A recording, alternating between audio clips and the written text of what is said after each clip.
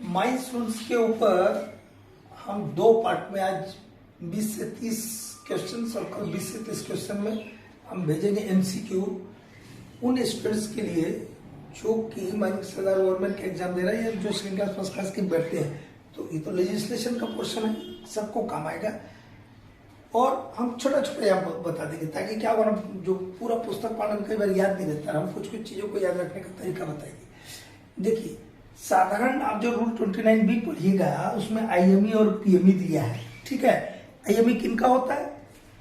Gene to be employed, मतलब जिनका employment होना है, जिनको नया नौकरी लगा है, तो नौकरी पे ज्वाइन करने के पहले उनका मेडिकल एग्जामिनेशन होता है, डॉक्टरी जांच होता है, ठीक है।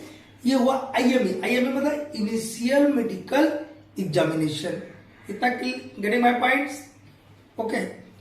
दूसरा होता है पीएमई, पीरियोडिकल मेडिकल एग्जामिनेशन, मतलब समय समय पे होने, पीरियोडिकल मतलब समय समय पर कुछ एक टाइम इंटरवल पर जो जांच होती है उसको पीएमई बोलते हैं।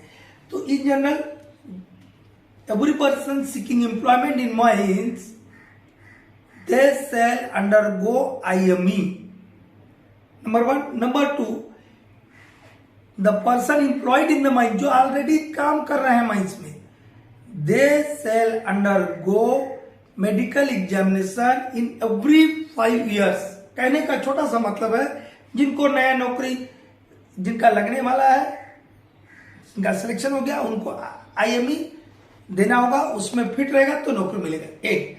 दूसरा, जो लोग ऑलरेडी नौकरी कर रहे हैं, जैसे हम लोग नौकरी कर रहे हैं, तो हर 5 साल में, कम से कम 5 साल में, मतलब 5 साल के ऊपर नहीं, 5 साल के अंदर में, ठीक है, हर 5 साल में कम से कम एक बार उस आदमी का मेडिकल एग्जामिनेशन होगा। ठीक, यहां तक क्लियर है। अब वो तो हम दोनों चीजें ऑब्जेक्ट में नहीं डाले हैं क्योंकि ये तो सबको मालूम रहता है। देखिए यहाँ एक डाला हमने, क्या डाला है? PME of every person engaged in mining or milling of asbestos। Asbestos होता है, एस्बेस्टॉस का माइनिंग या मिलिंग में जो भी आदमी लगे हुए हैं, इंगेज मतलब लगे हुए रहना, उनका आईएमई या पीएमई कितने दिन में करते हैं? वो 5 साल में नहीं होता बाबू, ठीक है। 5 साल में रहता तो हम नहीं डालते, नहीं। कितने दिन में होता है? 1 ईयर में, वंस इन 1 ईयर। कितने में होता है? Once in 1 year, once in a year. A year मतलब 1 साल में के अंतराल पर पीएमई होगा उन पर्सन्स का जो कि एस्बेस्टॉस के माइनिंग और मिलिंग के कार्य में लगे हुए हैं, ठीक है। अब ये दो जो है इसको देखिएगा, जो लोग नौकरी कर रहे हैं तो वहां के जो माइन मैनेजर साहब है, जैसे हम भी यहाँ पे मैनेजर, हम भी भेजते रहते लोगों को, तो हम क्या करते हैं, ऐसे नहीं ना कोई चल जाएगा, उसके लिए हम जो आदमी हमारा एम्प्लॉय है उसको हम नोटिस देते हैं। क्या देते हैं? नोटिस देते हैं। सिर्फ उसी को नहीं देते, जो एग्जामिनिंग अथॉरिटी, जो मेडिकल ऑफिसर है, डॉक्टर साहब है, उनको भी एक कॉपी भिजवाते हैं, ठीक है। एक देते हैं एग्जामिनिंग अथॉरिटी को और एक देते हैं हमारे पर्सन कंसर्न को, जो संबंधित हमारा एम्प्लॉय है उसको। तो notice of PME blank prior inform blank by 3 दिया इसमें कि नोटिस ऑफ पीएमई कितने दिन पहले देना है, ठीक है, किस फॉर्म में देना है पीएमई का नोटिस, और कौन देगा, कौन इश्यू करेगा उसको, ठीक है। तो नोटिस ऑफ पीएमई जो है वो 20 डेज प्रायर देना होगा, जिस दिन उसका मेडिकल एग्जामिनेशन है उससे 20 दिन पहले। ये दिख रहा रेड में, इसे दिख रहा है, notice of PME 20 days prior in form M. किस फॉर्म में देंगे? एम। और कौन इसको जारी करेगा? By manager of the mine. Who will issue form M? Manager of the mine, ठीक है। हम साइन करते हैं, जो आपके लिए वीडियो शूट कर रहा है बाबू, ये चिट्ठी बनाता है, ठीक है। Notice of PME in 20 days prior inform him by manager, PME के लिए, पीरियोडिकल मेडिकल एग्जामिनेशन के लिए।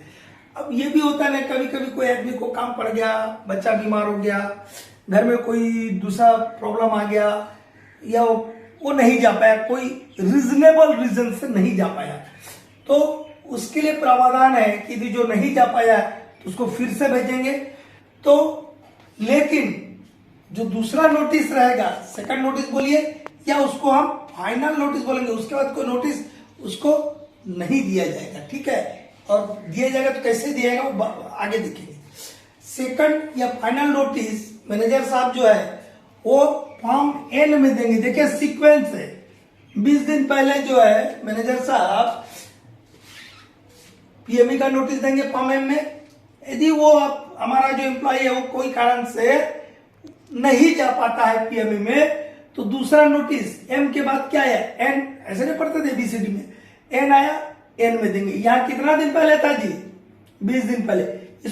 देखिए इसको जस्ट आधा कर दीजिए, आधा कर दीजिए कितना होगा, 20 का 10 होता लगता है, ठीक है, 10 डेज पर, ठीक है। तो याद रहेगा आपको, एक ये वाला है तो ये याद रह जाएगा कि पीएमई का नोटिस 20 दिन पहले मैनेजर साहब देते हैं फॉर्म एम में, लेकिन वो आदमी पीएमई के लिए नहीं गया, तब एम के बाद आया एन। तो एन फॉर्म में जो सेकंड या फाइनल नोटिस मैनेजर साहब इशू करेंगे और इस पीरियड को 20 को आधा कर देंगे, तो हो गया 10 दिन पहले दे देंगे उसको। अब जाओ बाबू, अब इसके बाद भी क्या हुआ, ऐसा हुआ कि हमारा एम्प्लॉय जो है वो सेकंड और फाइनल नोटिस के बाद भी नहीं गया। इसके लिए एक रूल है, failure to undergo medical examination, मतलब वो मेडिकल एग्जामिनेशन में जाने से चूक गया, ठीक है। तब क्या होगा, तब उसके लिए एक वहां पे दिया है कि यदि सेकंड या फाइनल नोटिस जो फॉर्म एन में 10 दिन पहले दिया था तो भी नहीं जाता है, तो उस आदमी को सो कॉज इशू करेंगे मैनेजर साहब। सो कॉज मैनेजर इशू कर दिए तो क्या होगा, उसका रिप्लाई आएगा। यदि आप मैनेजर को लगता है कि सेटिस्फैक्टरी इसका रिप्लाई है, तो उसको एक और मौका मेडिकल एग्जामिनेशन में जाने के लिए दिया जाएगा। और यदि उसका जो सोकाज का रिप्लाई आया, यदि वो अनसेटिस्फैक्टरी लगता है, तो वो आदमी का नौकरी भी जा सकता है, liable to dismiss from his service, ठीक है। यहां तक हुआ क्लियर। नेक्स्ट, हमने हमारे एम्प्लॉय को भेज दिया, मेडिकल एग्जामिनेशन हो गया, ठीक है। तो उसका स्टैंडर्ड ऑफ फिटनेस क्या रहेगा, उस एग्जामिनेशन का, उस जांच का, जो मेडिकल जांच हो रही है, मेडिकल जो जांच हो रही है, उसका स्टैंडर्ड ऑफ फिटनेस क्या रहेगा, उसके लिए कोई चीज है कि नहीं माइंस रूल्स में है। Standard of examination under rule 29B, ये मेडिकल एग्जामिनेशन के लिए कौन सा रूल है बाबू, 29B for IME and PME, for IME and PME। कोई फॉर्म है जिसमें कि इसका स्टैंडर्ड IME और PME के लिए स्टैंडर्ड दिया हुआ है। तो IME के लिए फॉर्म P1 है, ठीक है, और PME के लिए फॉर्म E है, ठीक है। उसमें क्या दिया हुआ है, स्टैंडर्ड ऑफ एग्जामिनेशन दिया हुआ है। IME के लिए P1 और PME के लिए P, ठीक। ये भी हो गया। अब पूरी कंप्लीट जांच हो गई। अब क्या होगा, मेडिकल सर्टिफिकेट मिलेगा कि नहीं, वहां से डॉक्टर साहब देंगे ना मेडिकल सर्टिफिकेट, और रिपोर्ट बोल सकता है, medical report shall be issued by examining authority, मतलब मेडिकल ऑफिसर या डॉक्टर, या इसको मेडिकल प्रैक्टिशनर बोल सकते हैं। क्या बात हुआ है, इन फॉर्म, किस फॉर्म में वो रिपोर्ट जारी करेंगे, इन फॉर्म में हम ब्लैंक लगा दिए, ठीक है। और कितना कॉपी रहेगा, किस फॉर्म में रहेगा, किस फॉर्म में रहेगा, और इन ब्लैंक कॉपीज, ठीक है। इसको और थोड़ा जोड़ दिए, मेडिकल सर्टिफिकेट डॉक्टर साहब किस फॉर्म में इशू करेंगे और कितना कॉपी बनाएंगे डॉक्टर साहब, ये करेंगे फॉर्म O में। देखिए MNO मंथ आपका स्टैंडर्ड ऑफ फिटनेस है। देखिए सीक्वेंस में दिया है, एम जो है पीएमई का नोटिस देते हैं 20 दिन पहले, एन 10 दिन पहले सेकंड या फाइनल नोटिस देते हैं। आईएमई का स्टैंडर्ड P1 में दिया हुआ जो दो person to be employed and PME 2% employed in the mines का है, वो स्टैंडर्ड दिया हुआ है। अब मेडिकल सर्टिफिकेट जो है डॉक्टर साहब किस में देंगे, फॉर्म ओ में देंगे। और कितना कॉपी रहेगा इसका, 3 कॉपीज। ये ट्रिप्लिकेट रहता है, कितना रहता है, ट्रिप्लिकेट।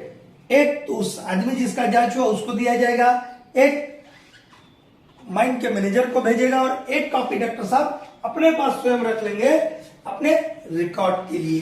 ठीक, यहां तक क्लियर हुआ, इतना क्लियर हुआ। इसके आगे पीछे का भी हम वीडियो में बोले हैं, उसको भी ध्यान रखिएगा। और नेक्स्ट इसी में हम आगे बढ़ेंगे।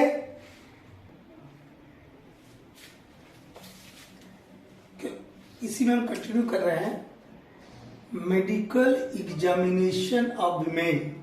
हमारे पास मेल और फीमेल दोनों एम्प्लॉय होते हैं, तो जो हमारी विमेन है, हमारी जो कामगार महिला है या हमारे जो महिला अधिकारी है, महिला सुपरवाइजर्स है, उनका भी मेडिकल एग्जामिनेशन होगा।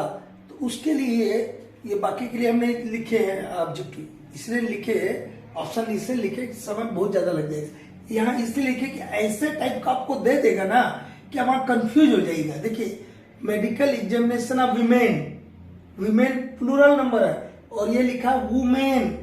ठीक है, वुमेन मतलब एक औरत, वीमेन मतलब महिलाएं, ये महिला और ये हुआ महिलाएं।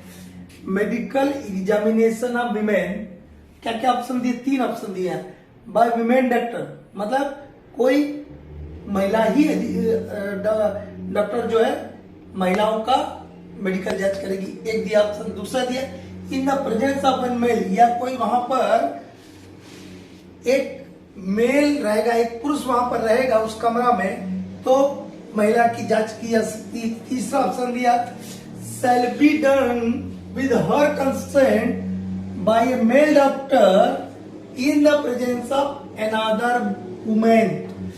तीसरा ऑप्शन आपको दिया है, ठीक है, कि महिलाओं की मेडिकल जांच जो है महिलाओं के कंसेंट मतलब सहमति से होगी। एक मेल डॉक्टर है उससे उसको जांच, यदि वहां जांच हो रहा है तो उस जिस महिला का मेडिकल एग्जामिनेशन उससे सहमति ली जाएगी। इसके अलावा वहां पर एक अन्य महिला खड़ी रहेगी, वहां पर उपस्थित रहेगी दूसरी महिला, तब ही किसी विमेन का मेडिकल एग्जामिनेशन होगा। ये 3 बात दी आपको, उसमें से सही आंसर है सी, shall be done with her consent by a male doctor in the presence of another women। ठीक है, क्योंकि सब जगह विमेन डॉक्टर नहीं रहेगा, विमेन डॉक्टर रहेगा तो ये वाला बात ही नहीं आता। सब जगह यदि विमेन डॉक्टर रहेगा तो बात ही नहीं था, लेकिन हमारे पास तो मेल डॉक्टर भी होता है, फीमेल डॉक्टर भी होती। तो यदि मेल डॉक्टर है, जब मेल डॉक्टर है उस केस में उस महिला की सहमति ली जाएगी जिसका मेडिकल एग्जामिनेशन होना, और साथ में जहां पर मेडिकल एग्जामिनेशन हो रहा है वहां पर एक अन्य महिला भी उपस्थित रहेगी। ठीक, ये हुआ। अब है स्टिपुलेटेड टाइम, मतलब एक जो समय निर्धारित किया हुआ उसको स्टिपुलेटेड टाइम बोलते हैं। Stipulated time for appeal for re examination. पहले तो ये री एग्जामिनेशन की बात क्यों आई वो हम आधा मिनट में बता रहे हैं। जो रूल 29B के अनुसार जो आईएमई या पीएमई होना है, तो वहां पे क्या हुआ, कोई आदमी को मेडिकली अनफिट घोषित कर दिया। ठीक है, तो आप लोग देखते हैं कि किसी से कभी कभी जुर्म हो जाता है, छोटा कोर्ट उसको सजा सुना दे तो अपील करता है उससे ऊपर वाले कोर्ट में, वहां भी सुना दे तो उससे ऊपर जाता है, जाते जाते वो सुप्रीम कोर्ट तक जाता है जो देश का सर्वोच्च न्यायालय है। ठीक है ना, तो इसी टाइप का यहां पर भी आपको अपना पक्ष रखने के लिए कुछ कानून में हमेशा जुगाड़ दिया हुआ है कि कोई आदमी आईएमई या पीएमई में अनफिट घोषित हो गया, तो बेचारे किसी का नौकरी लगना था अनफिट हो गया तो कितना टेंशन आएगा। तो उसको आपको कुछ मौका देना होगा ना भाई। तो या तो कोई नौकरी कर रहा, यदि वो अनफिट हो गया तो उसको भी कुछ मौका देना हो सकता है जो डॉक्टर ने किया वही गलत हो या उसका टेस्ट गलत हो, ये भी हो सकता है ना, ये पॉसिबिलिटी रहता है। होगा ही ऐसा नहीं बोल रहा, ये पॉसिबिलिटीज रहती है। तो क्या करेगा वो आदमी जो है जिस माइंड में वो नौकरी करता है, वहां के जो मैनेजर है वो मैनेजर को अपील करेगा, उनको निवेदन करेगा कि अपीलिएट मेडिकल बोर्ड, ये हम जो एएमबी लिखा है इसको बोलते हैं अपीलिएट मेडिकल बोर्ड से महोदय जी मेरा री एग्जामिनेशन करवाया जाए, फिर से जांच करवाई जाए। री एग्जामिनेशन मतलब पुनः जांच करना, मेरी मेडिकल जो है जांच है उसको री एग्जामिन किया जाए। ठीक है, तो ये स्टिपुलेट कितने दिन के अंदर, जब उसको ऑर्डर मिल गया, उसको जब और आदेश का कॉपी मिल गया कि यू आर अनफिट, ऐसा लेटर मिल गया, उसके कितने दिन के बाद वो अपील करेगा मैनेजर को। तो वही पूछ रहा हूं, stipulated time for appeal for re examination. Re examination के लिए, अपील करने के लिए कितना दिन का समय उस एम्प्लॉय के पास अवेलेबल होता है। तो जिस दिन उसको लेटर मिला, ठीक है, अनफिट का जो लेटर मिला उससे 30 दिन के अंदर, विद इन 30 डेज। कितने दिन में करेगा बाबू? विद इन 30 डेज, 30 दिन के अंदर में जो भी आदमी अनफिट हुआ मैनेजर को निवेदन करेगा और